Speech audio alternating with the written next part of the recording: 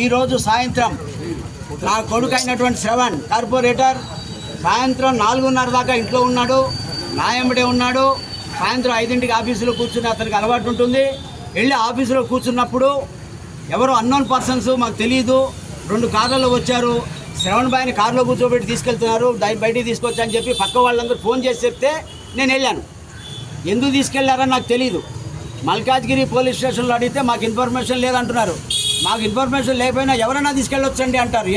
CCS వాళ్ళు తీసుకెళ్లారా, ఎవరు తీసుకెళ్లారా మాకు ఆ రకంగా ఇన్ఫర్మేషన్ లేదంటారు. కంప్లైంట్ లాంచ్ చేసి ఎక్నాలెడ్జ్మెంట్ ఇవ్వమంటే మేము ఇవ్వమంటారు వాళ్ళు. ఇప్పుడు నాకు 2 సార్లు బైపాస్ సర్జరీ అయిందండి. 66 ఏళ్ళు నాకు. మా భార్య కింద పడిపోయింది. ఆమెకి ఏమైనా అయితే ఏంటి బాధ్యత? ఏమైనా దొంగతనం కేసా, రేపు కేసా, మర్డర్ కేసా? ఏదైనా ఉంటే చట్టం తరపంతం చేసుకోవాలి. నేను శ్రవణ్ కార్పొరేట్ నా కొడుకైనా కానీ చట్టంలో సమర్థించడం ఏదైనా చట్టపరంగా చేసుకోవచ్చు.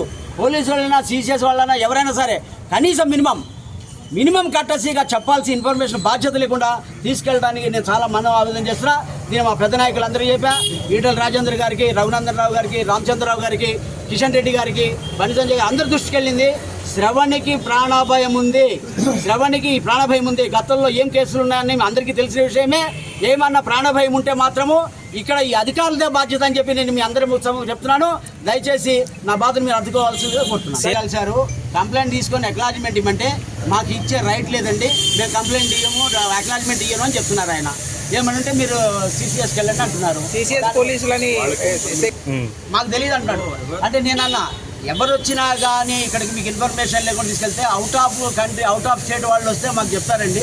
ఇక్కడ వేరే వాళ్ళు సిసిఎస్ వాళ్ళు వీళ్ళు వస్తే మాకు చెప్పరు, మాకు తెలియదు అంటున్నాడు. తెలియకపోతే ఇంకెందుకు? వాళ్ళు గుండాలైతే వాళ్ళు పోలీసు వాళ్ళు కాదండి, సిసిఎస్ వాళ్ళు కాదండి, గుండాలైతే తర్వాత శాంతి భద్రత రక్షణ ఇది.